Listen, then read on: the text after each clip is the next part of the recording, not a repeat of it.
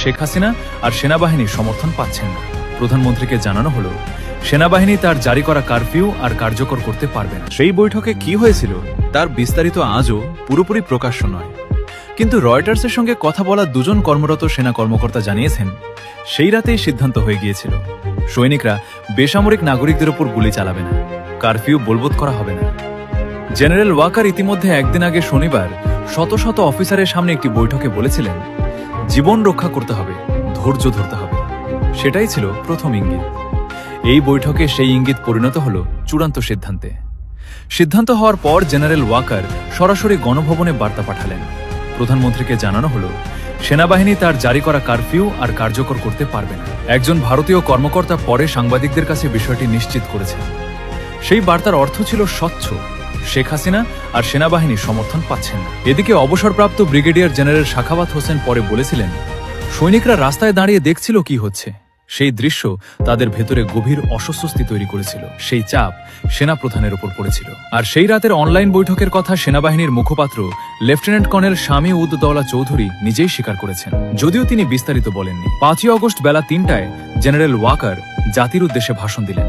ঘোষণা করলেন প্রধানমন্ত্রী পদত্যাগ করেছেন, অন্তর্বর্তীকালীন সরকার গঠিত হবে, সেনাবাহিনী জনগণের পাশে আছে। বাংলাদেশের ইতিহাসে এর আগে কতবার সেনাবাহিনী ক্ষমতা নিয়েছে, কিন্তু সেই রাতের বন্ধ ঘরে জেনারেলরা যে সিদ্ধান্ত নিয়েছিলেন তা ছিল ভিন্ন। তারা ঠিক করেছিলেন এবার গুলি নয়, এবার ক্ষমতা নয়, এবার শুধু একটাই কাজ, জনগণের পথ ছেড়ে দেওয়া। ইতিহাসের সবচেয়ে বড় সাহস কখনো কখনো ট্রিগার টানায় নয়, ট্রিগার না টানার সিদ্ধান্ত। স্ক্রিপ্টটি সম্পূর্ণ প্রমাণিত তথ্যের উপর ভিত্তি করে লেখা হয়েছে। তিনি তেলে বেগুনে জ্বলে উঠেছেন। যাই হোক, আমি ক্ষমতা ছাড়ব না। সেদিন একটাই দাবি, শেখ হাসিনাকে পদত্যাগ করতে হবে। একটি ফোন কল, মাত্র একটি ফোন কল, আর সেই কলের পর বদলে গেল একটি দেশের ইতিহাস। 5ই আগস্ট 2024 সকাল 10টায় ঢাকার রাজপথ তখন মানুষের ঢলে ভাসছে। ছাত্র জনতার বিশাল মিছিল এগিয়ে আসছে গণভবনের দিকে। সপ্তাহের পর সপ্তাহ ধরে চলা আন্দোলনে সেদিন একটাই দাবি, শেখ হাসিনাকে পদত্যাগ করতে হবে। জুলাই থেকে আগস্ট পর্যন্ত 3 শতাধিক মানুষ প্রাণ দিয়েছেন রাজপথে। দেশ তখন একটি অগ্নিগোলক। গণভবনের ভেতরে তখন পিনপতন, নিস্তব্ধতা। রাতভর বৈঠক হয়েছে।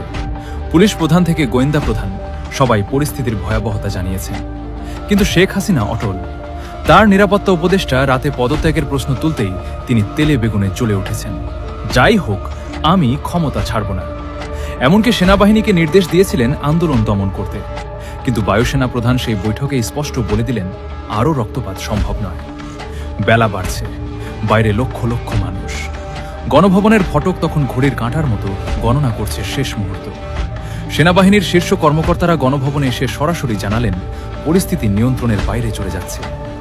লক্ষ মানুষের ঢল আসছে ঢাকার দিকে। সময় ফুরিয়ে আসছে। শেখ হাসিনা তখনও রাজি নন।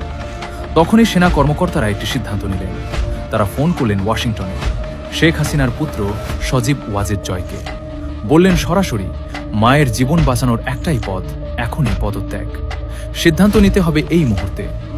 জয় তার মায়ের সঙ্গে কথা বললেন।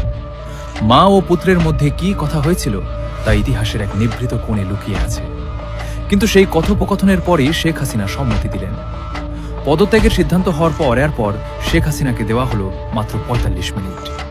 গণভবন থেকে গাড়িতে ট্রেড ফেয়ার মাঠে, সেখান থেকে হেলিকপ্টারে কুর্মিটোলার বঙ্গবন্ধু বিমান ঘাঁটিতে, তারপর বায়ুসেনার C-130 পরিবহন বিমানে, গন্তব্য ভারত।